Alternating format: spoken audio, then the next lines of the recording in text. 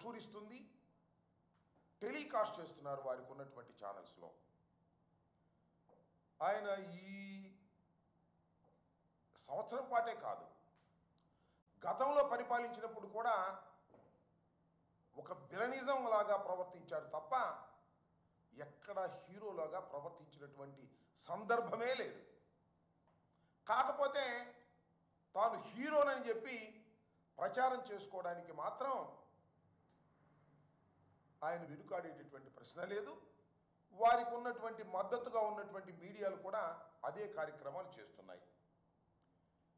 చంద్రబాబు నాయుడు గారు అధికారంలోకి వచ్చిన తర్వాత సరే హామీలు, ఆయన ఇచ్చిన మాట నిలబెట్టుకుపోవటాలు అనే విషయాలు కాసేపు పక్కన పెడితే అది వేరే సబ్జెక్టు. వచ్చిన తర్వాత ఏం ప్రగల్భాలు పలికారంటే, ఈనాడులోనే కోరల్ పీకండి సోషల్ సైకోలపై సీఎం నిర్దేశం. పీకేయండి, సోషల్ మీడియాలో ఎవరైనా సరే సైకోలుగా వ్యవహరిస్తే వారిని కోరలు పీకేయండి అన్నాడు. మదమెక్కి మాట్లాడే వారిని వదిలే ప్రశ్నే లేదు. పెద్ద హెడ్డింగ్. సోషల్ మీడియా సైనికులకు చెక్, తప్పు చేసిన వారిని శిక్ష తప్పదు, అనుచిత పోస్టులకు తీవ్రమైన పరిణామాలు. ఆ పోస్టులు చూసి నా బిడ్డలు కన్నీరు పెట్టుకున్నారు. పవన్ కళ్యాణ్ గారు మంత్రివర్గంలో వాపోయాడట. అసభ్య పోస్టులు పెడితే పీడీ యాక్ట్, అసభ్యమైన పోస్టులు పెడితే మాత్రం ఊరుకోము, పీడీ యాక్ట్ పెట్టేసి లోపలేసేస్తాము అని ప్రగల్భాలు పలికారు. ఇవన్నీ వైసీపీ వారిని లోపల వేయడానికి ఉపయోగించే కార్యక్రమాలే తప్ప చంద్రబాబు నాయుడు గారికి మాత్రం ఆయన పెంచి పోషిస్తున్నటువంటి సోషల్ మీడియాను మాత్రం ఎక్కడ చెక్కు చెదనివ్వాల. అసభ్యకరమైనటువంటి పోస్టులు, అసభ్యకరమైనటువంటి మాటలు, అసభ్యకరమైనటువంటి వేషాలు, అసభ్యకరమైనటువంటి చిత్రీకరణలు చేస్తూనే ఉన్నారు. వారిని ప్రోత్సహిస్తూనే ఉన్నారు చంద్రబాబు నాయుడు గారు. మీరు ఈ మధ్యకాలంలో చూస్తే మాజీ ముఖ్యమంత్రి జగన్మోహన్ రెడ్డి గారి మీద ఒక ఐటీడీపీ కార్యకర్త ఏ విధంగా మాట్లాడాడో మనం చూసాం. వారి మీద, వారి సతీమణి భారతి గారి మీద ఏ రకమైన అనుచిత వ్యాఖ్యలు చేశారో నేను ప్రత్యేకంగా చెప్పాల్సిన అవసరం లేదు. చాలా సీరియస్గా తీసుకోవాల్సినటువంటి అంశం.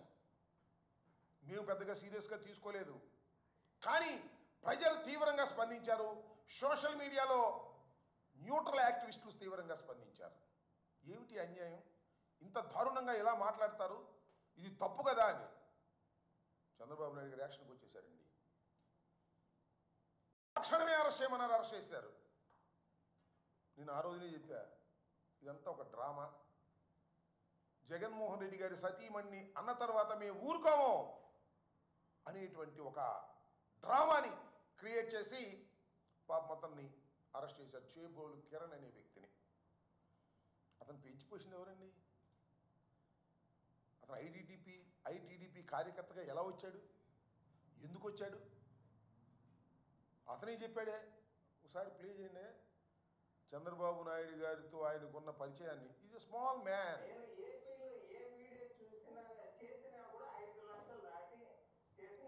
తర్వాత నాకు చంద్రబాబు గారి నుంచి కాల్ వెళ్ళడం కానీ వచ్చింది. నేను నమ్మలా. డైరెక్ట్ గా రమ్మన్నారు, మంగళగిరి కాల్ చేశారు. అంటే పార్టీ తరఫున ఉంటారు కదా, వాళ్ళు ఫోన్ చేసి ఇట్లా బాబు గారు రమ్మంటున్నారు అని చెప్తే మేమేదో వీళ్ళు జోక్ చేస్తున్నారు కామెడీ అనుకున్నా, కానీ తర్వాత తెలిసింది. అప్పుడు అధికారంలో ఉన్న 2014 నుంచి కానీ అంత ముందే ఉన్న ఎమ్మెల్యేలతో కూర్చొని నేను 2 రోజులు మీటింగ్ లో, ఇక నువ్వేం చేస్తావంటే సార్ ఇట్లా నాన్నకి యాక్సిడెంట్ అయితే ఇరిగేషన్ డిపార్ట్మెంట్ లో నేను లస్కర్గా చేశాను సార్, తర్వాత స్వీట్ బిజినెస్ పెట్టుకున్నాను, ఇట్లా పార్టీ కష్టాల్లో ఉంటే ఇక్కడ మిమ్మల్ని తిడుతున్నా కానీ ఏదన్నా కానీ ఇంట్లో మామగారు చెప్తే మాట్లాడు అంటే మాట్లాడాను సార్. నేను ఏపీలో ఏ వీడియో చూసినా చూశారు కదా, చేబోలు కిరణ్ చెప్పినటువంటి మాట.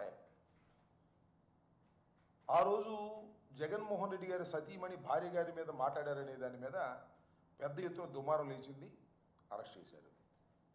అంతకుముందు ఎంతమంది గురించి మాట్లాడాడు, ఎంతమంది భార్యల గురించి మాట్లాడారు, ఎంత నీచంగా మాట్లాడారు, అవి దృష్టిలోకి రాలేదు. సరే అరెస్ట్ చేశారండి. అరెస్ట్ చేసి ఏం చేశారే?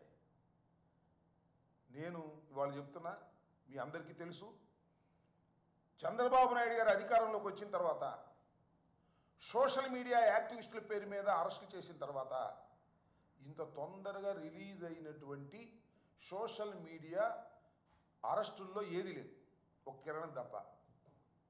11వ తారీఖు అరెస్ట్ చేశారు, కోర్టులో ప్రొడ్యూస్ చేశారు, 23వ తారీఖు బయటకు వచ్చాడు. ఎలా వచ్చాడు? కోర్టు వారు ఇచ్చారా? కోర్టు వారు ఇచ్చే విధంగా చేశారు. జనరల్గా ఏం చేస్తారు, ఏం చేస్తున్నారు? ఎవరైనా సోషల్ మీడియాలో అరెస్ట్ అయితే ఏదో ఇన్వెస్టిగేషన్కి పోలీస్ కస్టడీ ఇవ్వమని పిటిషన్ పడేస్తున్నారు. పడైన వారు ఎవరి మీద లేదు. సోషల్ మీడియాలోనే కాదు, వైసీపీకి సంబంధించినటువంటి వ్యక్తులు ఎవరు అరెస్ట్ అయినా, మాధవ్ మొన్న అరెస్ట్ అయ్యాడు కదా, అరెస్ట్ చేశారు కదా, ఆయన మీద మళ్ళా పిటిషన్ పెట్టారు, ఏది పోలీస్ కస్టడీకి ఇవ్వమని. పిఎస్ఆర్ ఆంజనేయులు గారు ఆయన పోలీస్ కస్టడీకి ఇవ్వమని పెట్టారు.